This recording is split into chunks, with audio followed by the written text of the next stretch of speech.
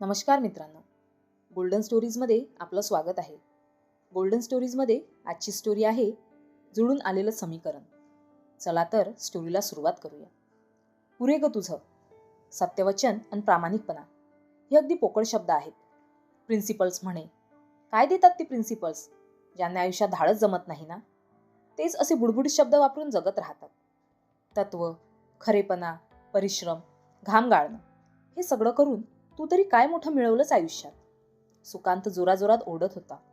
नीलाला त्या क्षणी आपण आरोपीच्या पिंजऱ्यात उभे आहोत असं वाटत होतं. तिच्या आयुष्याची, तिच्या व्यक्तिमत्वाची, तिच्या जीवनमूल्यांची लक्तरं करून वेशीवर टांगण्यात सुकांतला असुरी आनंद मिळत होता.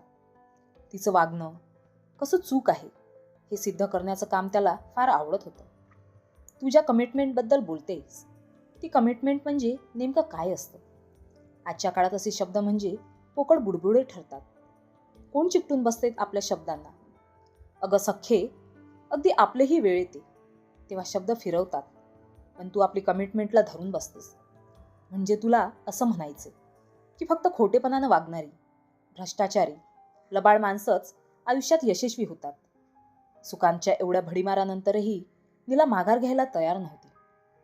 बालपणापासून झालेले संस्कार सहजिका आयुष्यातून नाहीसे होतात, आणि त्याला काय हक्क होता तिच्या विचारसरणीला धुडकावून लावण्याचा? या माणसाशी गेली 25 वर्ष ती संसार करते.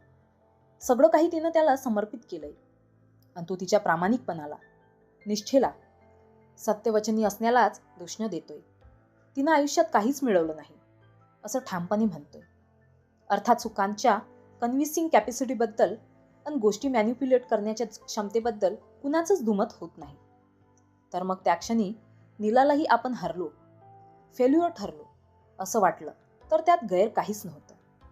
तू हा पोकळ आदर्शवाद न जपता सरळ थोडी आडमार्गानं गेली असतीस, वरिष्ठांचं लांगुल चालन केलं असतं, तर आज करिअरमध्ये कुठल्या कुठं पोहोचली असतीस. तूच विचार कर, आज तू कुठं आहेस आणि तुझे ज्युनियर कुठच्या कुठं पोहोचलेत ते. तुझ्या योग्यतेचं काय लोणचं घालायचंय का? तुझी योग्यता कुणाला समजली? सुकांतचा चेहरा अगदी बिभत्स दिसू लागला होता. आज जणू नीलाचा अपमान करण्याचंच त्यानं ठरवलं होतं. स्वतःचा हलकटपणा जेव्हा लपवायचा असतो, तेव्हा दुसऱ्याच्या योग्यतेचे, सन्मानाचे वाभाडे काढणं हा अगदी सोपा मार्ग असतो. तर मग मी तुझ्याशी एकनिष्ठ राहिले, समर्पित राहिले, नातं प्रामाणिकपणे निभावलं. तेही माझं चुकलंच म्हणायचं. मला अशी निष्ठा ठेवायला नको होती. तिनं थोडं तिखटपणे म्हटलं. मी नात्याबद्दल बोलत नाहीये. उगीच कुठली तरी गोष्ट कुठं नेऊन ठेवू नकोस. मी तुझ्या करिअरबद्दल बोलतोय, सुकांतनं म्हटलं. का बरं? हा नियम तर प्रत्येक बाबतीत लागू व्हायला हवा. तू आपल्या मर्जीनं हवं तेव्हा हवं तसे नियम बदलू शकत नाहीस. पण माझ्या करिअरबद्दल बोलायचं तर मी आपल्या कामात संतुष्ट आहे. माझ्या वागणुकीमुळे मला ऑफिसात आणि बाहेर इतर ठिकाणीही मान मिळतो. तू कधीच मला मानानं वागवलं नाहीस, कारण तुझ्यात ती समजूतच नाहीये. कुणाला चांगलं म्हणतोस तू? कुणाशी तरी पटतं का तुझं? नीलाच्या मनातला इतकी वर्ष दाबून ठेवलेला संताप आता उफाळून बाहेर आला होता. खरं तर तिला स्वतःलाच आज आश्चर्य वाटत होतं की ती इतकं स्पष्ट बोलण्याचं धाडस तिच्यात आलं कुठून. उगाच मूर्खासारखं बोलू नकोस. माझा ताबा सुटला तर? सुकांत आता गडबडला होता. इतक्या वर्षात नीलानं असं काही त्याला ऐकवलं नव्हतं. तुझा ताबा नेहमीच सुटतो. काय करशील? शिव्या देशील? मारशील? घराबाहेर काढशील? याशिवाय काय करू शकतोस तू? मला वाटतं आपण हा विषय इथंच संपूयात, नीला शांतपणे म्हणाली. तिला विषय वाढवायचा नव्हता. वाढवूनही निष्पन्न काहीच होणार नव्हतं. गेल्या 25 वर्षात सुकांत बदलला नव्हता. तो आता काय बदलणार होता? जो स्वतःच्या बायकोला मान आणि आदर देऊ शकत नव्हता. त्याच्याशी वाद तरी कशाला घालायचा? नीलाला वाईट फक्त एकाच गोष्टीचं वाटायचं की तिच्या एकुलत्या एका मुलाला, नीरवला, ती वडिलांच्या इन्फ्लुएन्सपासून वाचवू शकली नव्हती. नीरव केवळ वडिलांचंच ऐकत होता. त्यांचंच म्हणणं त्याला योग्य वाटत होतं. लहानपणी तिनं जे संस्कार त्याला दिले होते ते त्यानं कधीच गाठोडं बांधून गच्चीवर फिरकावले होते. त्यानंतर त्याने कधी तिकडे ढुंकूनही बघितलं नाही. ती त्याला खूप समजवायची. नीरव, अरे स्वतःच्या डोळ्यांनी जगाकडे बघ. बाबांचा चष्मा लावून बघू नकोस. पण तोही तिचा अपमान करायचा, तिच्याकडे दुर्लक्ष करायचा. ती अपमानाचा घोट गिळून गप्प बसायची. शाळा कॉलेज संपून नोकरीला लागला. तरीही बाबाच त्याचं दैवत होते. त्यांच्याच मार्गावरून तो चालत होता. मुलगा चुकीच्या मार्गाने जातो आहे हे कळत असूनही तिला काहीही करता येत नव्हतं. हे दुःख तिला दिवसरात्र छळत होतं. नीरवच्या काळजीमुळेच ती सुकांतशी भांडली होती. पण सुकांतनं आपली चूक कबूल करून नीरवला चांगल्या मार्गाला लावण्याऐवजी नीलालाच आरोपीच्या पिंजऱ्यात उभं केलं होतं. लांगुल चालन, लाडी लबाडी, खोट्या नाट्या, चहाड्या यापासून ती कायम दूर राहिली होती. त्यामुळे ऑफिसात आणि समाजात तिच्याविषयी आदरयुक्त दबदबा होता. पण बॉसच्या मागण्या पूर्ण करून भराभर प्रमोशन्स घेणाऱ्या तिच्या ज्युनियर्ससारखं ती वागू शकली नव्हती. स्वतःची जीवनमूल्य, स्वतःचे संस्कार याविषयी ती अतिशय दक्ष होती. पण त्याबद्दल तिला समाधान आणि अभिमानही होता. कित्येकदा सुकांतची वागणूक बघून तिला भीती वाटायची. कधीतरी आपलं खरंच चुकतंय का अशी शंकाही यायची. पण निर्मळ मन, निर्मळ चारित्र्य यामुळे ती कधीच वेळवाकडं वागू शकली नव्हती. सुकांत तिला ऐकवायचा. बघ तू मला नीरवला टोमणे देतेस ना. एक दिवस तू कुठल्या कुठं पोहोचेल. किती भराभर प्रोग्रेस करतो आहे. आजच्या काळाला योग्य असंच वागतोय तो. तुम्ही लोकांना धक्का दिला नाही तर ते तुम्हाला धक्का देऊन पुढे निघून जातील. गरज पडली तर दुसऱ्यांची संधीही हिसकावून घेण्याची धमक हवी माणसात.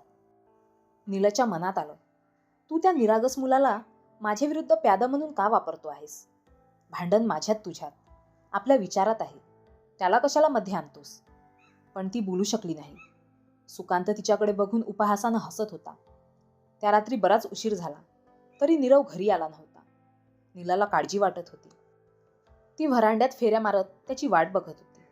मोबाईलही लागत नव्हता. मनात नाही नाही ते विचार येऊ लागले. तो सुखरूप असेल ना. त्याला काही झालं नाही ना. ऑफिसात कुणी फोन उचलत नव्हतं. 11:30 वाजून गेलेले. सुकांत दारू पिऊन जेवण करून धाराडूर झोपलेला होता. अचानक तिचा मोबाईल वाजला. नंबर ओळखीचा नव्हता. थरथरत्या हातानं तिनं फोन घेतला. नीरवच्या घरून बोलताय. नीलानं घाबरून विचारलं, काय झालंय त्याला. तो बरा आहे ना. कुठं आहे. तुम्ही कोण बोलताय. तुम्ही शांत व्हा. नीरव बरा आहे. फक्त तो पोलिसांच्या ताब्यात आहे. कैदेत आहे. अरेस्ट केलं त्याला. कंपनीत घोटाळा केल्याची तक्रार कंपनीच्या मालकांनी केली म्हणून त्याला अटक झाली आहे. तेवढ्यात फोन समरनं घेतला. समर नीरवचा पक्का मित्र होता. काकू, मी नीरवसोबत आहे. तुम्ही फक्त काकांना पाठवा. त्याला जामीन मिळाली की सुटका होईल. तिनं गाढ झोपलेल्या सुकांतला उठवलं. सगळी रात्र त्यांची तुरुंगात गेली. गजाळ उभ्या असलेल्या आपल्या मुलाला बघून नीलाचे डोळे भरून आले. आई म्हणून ती किती कमी पडली होती.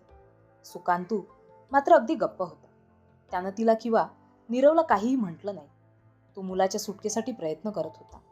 नीलानं तिच्या काही हितचिंतक परिचितांना फोन केले. शेवटी एकदाची जामिनावर सुटका झाली. नीरवच्या चेहऱ्यावर पश्चाताप दिसत होता. लाजेनं तो अर्धमेला झाला होता. मनातल्या मनात तो स्वतःला दूषणं देत होता. आईची क्षमा मागत होता. आईची शिकवण योग्य होती हे त्याला कळलं होतं. घरी पोहोचते सायंकाळ झाली होती. आपल्याच विचारात गुंग होती तिघही. संपूर्ण रात्र आणि सगळा दिवस धावपडीत गेला होता. प्रचंड दमणूक झाली होती. कुणीच कुणाशी बोलत नव्हतं. त्या क्षणी ती शांतताच फार गरजेची होती. आई मला क्षमा कर म्हणत नीरवनं तिला मिठी मारली. तो हमसून हमसून रडत होता. नीला त्याच्या पाठीवरून हात फिरवत होती. तू का क्षमा मागतो आहेस. सगळी चूक खरं तर माझीच आहे. मीच तुझ्यावर असे वाईट संस्कार केले. खोटेपणा, प्रमोशनसाठी नको त्या गोष्टी करणं मी तुला शिकवलं होतं. आज जे काही घडलं त्याला मीच जबाबदार आहे. नीला, मला क्षमा कर. मी तुझा अपराधी आहे. सतत मी तुझा उपहास केला, अपमान केला. सगळीच समीकरणं चुकत होती माझी. पण मला आज कळलं, जीवनमूल्य खरीच महत्त्वाची असतात. तीच माणसाला उत्तम आयुष्य जगायला मदत करतात. ती पोकळ नसतात. उलट आपल्याला ठाम राहायला मदत करतात. प्रामाणिकपणा, खरेपणा, श्रमप्रतिष्ठा या पुस्तकी गोष्टी नाहीत. तो जीवनाचा आधार आहे. सुकांत बोलत होता. नीलाच्या डोळ्यातून अश्रुधारा वाहत होत्या. तिनं नीरवचे अश्रू पुसले. त्याच्या कपाळावर ओठ टेकवले. आज तिच्यातली आई विजेती ठरली होती. तिच्यापासून दुरावलेला तिचा मुलगा तिला परत भेटला होता. आता तिच्या आयुष्याची सगळी समीकरणं बरोबर जुळून आली होती. तर मित्रांनो, तुम्हाला ही स्टोरी कशी वाटली कमेंट करून सांगा. अशाच नवनवीन स्टोरीसाठी व्हिडिओला लाईक करा, शेअर करा आणि चॅनलला नक्की सबस्क्राईब करा. धन्यवाद.